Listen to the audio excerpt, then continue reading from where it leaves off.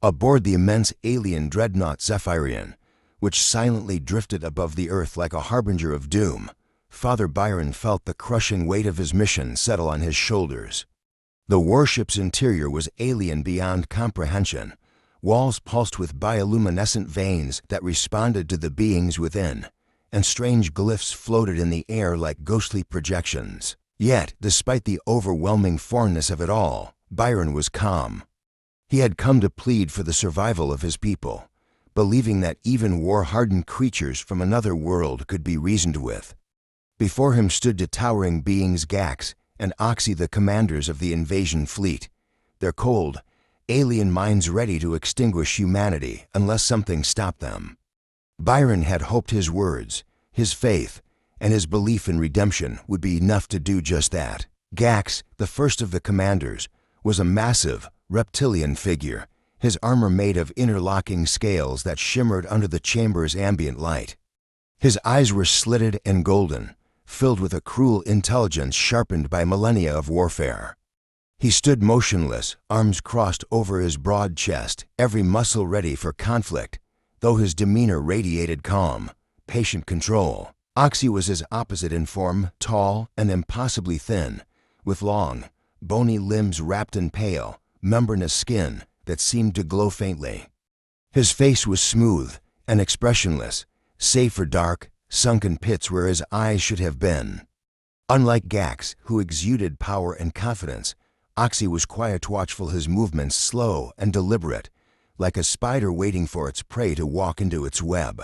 Byron stood between them, clutching the small silver cross around his neck.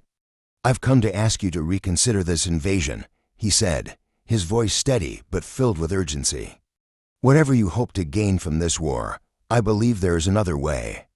My people are far from perfect, yes, we are divided, often selfish, and quick to anger. But we are also capable of love, compassion, and change. I know that within your hearts, you must understand the value of life. If there is even a sliver of mercy within you, I ask that you spare my world." Gax tilted his head, his eyes gleaming with curiosity. "Mercy," he repeated, as if it were an alien concept, twisting the word on his tongue. "Do you think mercy will stop hunger? Will love shield the weak from destruction? Your people have squandered the gifts they were given. They fight among themselves, poison their own world, and live in fear of each other. Tell me, Father Byron, why should we not do what your people are incapable of? Why should we not take control and bring order to the chaos?" Byron clenched his jaw, because freedom, imperfect though it may be, is worth preserving. Humanity's flaws are part of what makes us strive to be better. The mistakes we make, the pain we cause, they are the fire through which we grow. Take away that freedom, and you take away our souls. Oxy's voice was barely a whisper, yet it sliced through the air like a knife. "And what has your freedom earned you, priest? War, famine, corruption. Even now, your species tears itself apart, clinging to ideologies and wealth while millions suffer. You worship the idea of hope, yet hope alone has not saved you. Your people dream of unity but are incapable of achieving it. We offer you the only unity that lasts, one forged through power." Gax leaned forward slightly, a predatory glint in his eyes. "Your leaders claim to seek peace, yet they build weapons and train armies. Even now, your governments prepare to resist us, knowing they will fail. They will send millions to die in a futile war, all for the sake of an illusion. Is that the freedom you cherish, death in the name of pride?" Byron's fists clenched as he struggled to find the words to counter them. He knew the truth in their accusations. He had seen it himself, wars fought over petty differences, greed tearing communities apart, and the powerful exploiting the weak. In the slums of cities and the ruins of conflict zones, Byron had witnessed humanity's failures firsthand. He had spent his life preaching love and forgiveness, yet hatred and division remained. How could he defend a world that seemed determined to destroy itself? Sensing his hesitation, Gax pressed on. "You are not a fool, Byron. You know that peace will never come through words alone. The strong must guide the weak. Chaos must be tamed. And if the price of peace is submission, that it is a small price to pay." Oxy stepped closer, his hollow gaze fixed on Byron. "You came here to save them," he whispered. "But what if salvation means surrendering the very freedom you cling to? What if the only way to save your people is to break them first, to destroy the old world so that a better one can rise in its place?" Byron's heart pounded as doubt began to creep into his mind. For years, he had preached that salvation required sacrifice. But what if the sacrifice humanity needed was its freedom? What if the only way to end the endless cycle of suffering was to surrender control to beings wiser and stronger than any human leader? Gax saw the conflict in Byron's eyes and smiled a slow, predatory grin. "Join us, Byron," he said softly. "Help us bring order to your world. With your knowledge of human nature, we can subdue the resistance swiftly. You can shape the new world we build, ensure that it is just and merciful. You can save your people, not by resisting us, but by guiding them through the storm." Oxy's voice followed, like a shadow creeping into Byron's mind. "You came here hoping to change us. But perhaps it is you who must change." Byron felt as if the ground beneath him was slipping away. He had come to stop a war, yet now, standing before these beings, he found himself questioning everything.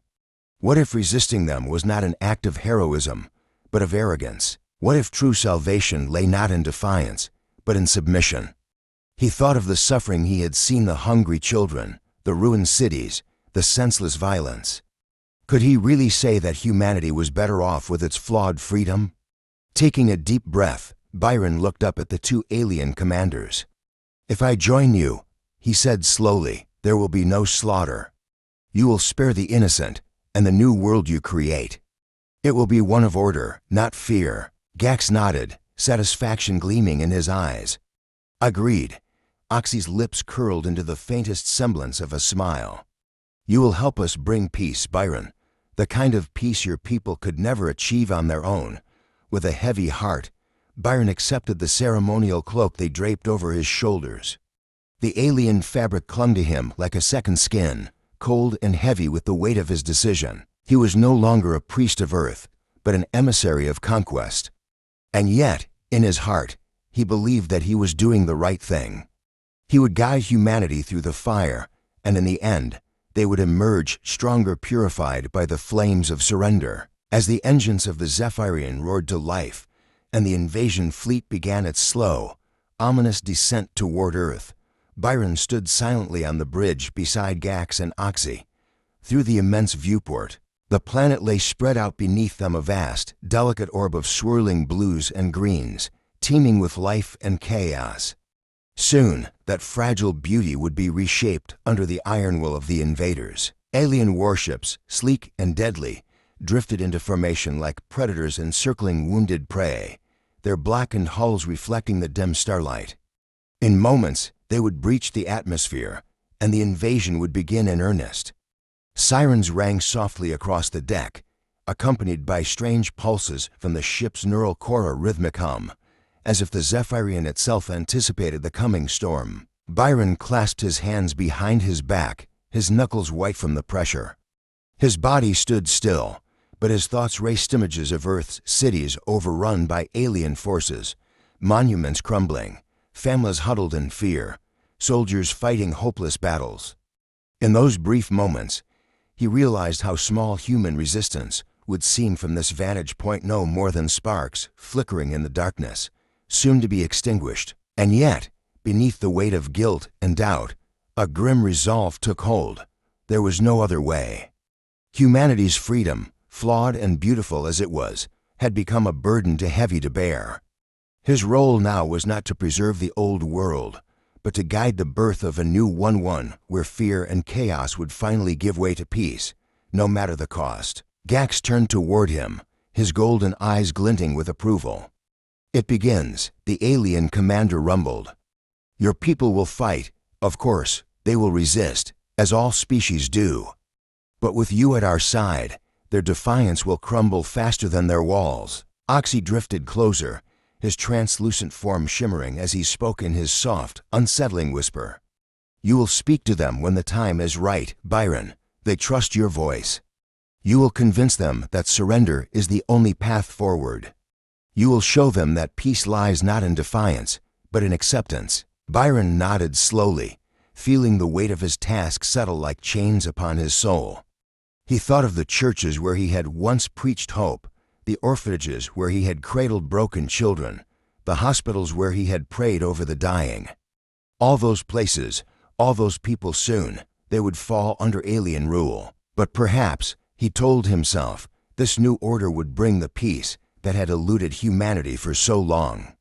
If he could shape the future, if he could spare lives by hastening surrender, then perhaps, in some twisted way, he was still doing God's work. As the first wave of warships broke through the clouds, flames licking at their hulls, alarms erupted across Earth's cities. Byron could almost hear the cries of panic spreading like wildfire, soldiers scrambling, citizens running for shelter, governments making their final, desperate attempts to resist.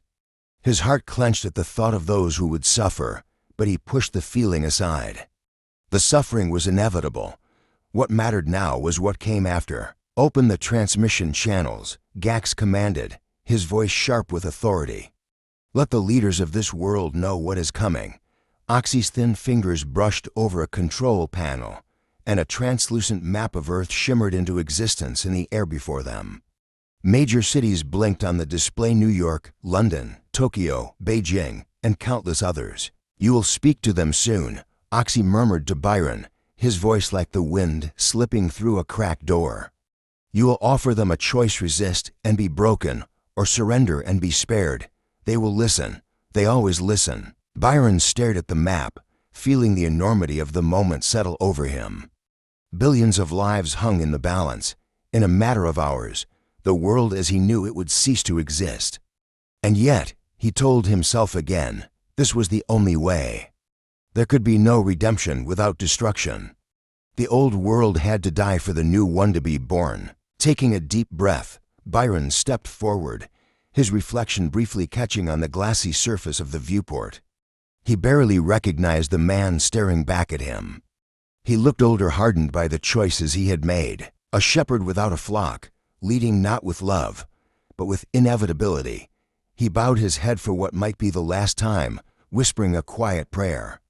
Not for Earth's victory, but for its surrender, for a swift end to the suffering, and for the wisdom to guide humanity through the ashes.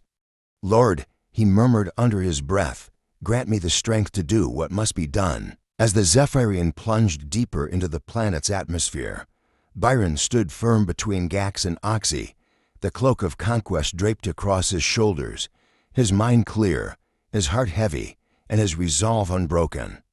The invasion had begun, and with it, the dawn of a new world, one that he would help shape. Not as a soldier nor a savior, but as the architect of humanity's surrender.